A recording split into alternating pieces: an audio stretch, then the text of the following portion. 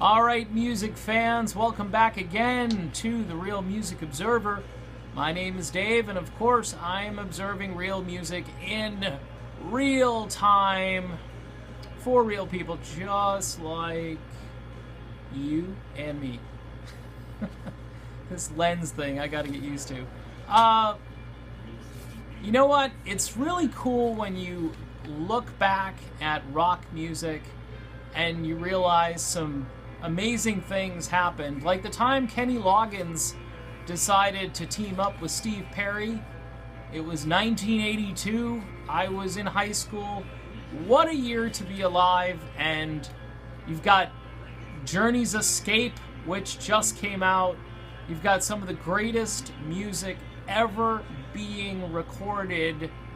I mean, not even close. Kenny Loggins, who of course had a giant hit prior with the theme to Caddyshack, I'm Alright, decided he wanted to team up with Steve Perry and get a little more rockin' and rollin', even though his songs were progressively moving in that direction, but it wasn't until like Footloose and Danger Zone and stuff like that where Kenny really embraced kind of this more beefed up contemporary sound.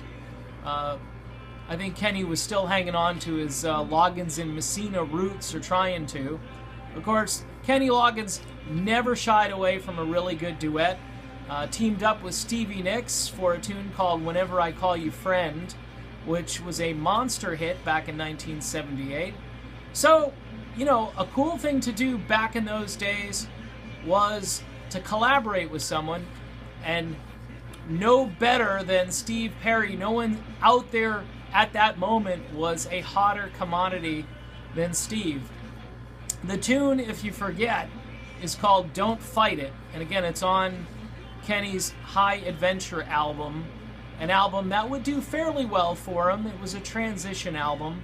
But what's curious is this song is an absolute barn burner of a tune where Perry and Loggins trade vocals.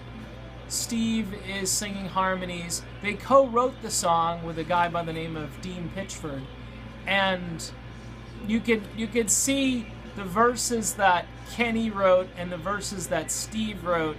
I think they actually sing the verses that they write. Steve actually sings the second verse, and it's got his songwriting signature. Whereas, like, Kenny Loggins is talking about moonshine or whatever, and in the first verse, which is so very Loggins and Messina-ish. But again, it's a transition album, transition song, and the song cooks. The guitar player on this song is no other than Neil Giraldo from Pat Benatar's band. At the time, he was just a band member. Now he happens to be a husband. Which is even better than being just a band member. Pat and Neil were quite a combo. So they were kind of swinging for the fences on this one. Also, Tris Imboden, who now plays drums in Chicago and has done so since 1990, he's playing percussion. So this is like almost a little mini all-star lineup of just excellent musicians banging out a song that should have went to number 1. It stalled at number 17 on Billboard. What were you people thinking back then? Well, I was there, and I loved the tune. I know I had the vinyl. I had the vinyl, and we were just eating it up. See, we were very sophisticated. We listened to... I mean, there was another tune, I think it was called Heartlight, which they released off. I liked all of it. That was more of like the Michael McDonald side of Kenny Loggins. And I liked it. I dug it. I listened to it. I wasn't like, oh man, it doesn't rock hard enough. I was looking for just good music. And so Steve Perry, who adds just this great vocal to the song, and a lot of people don't hear this song anymore on the radio because no one plays it.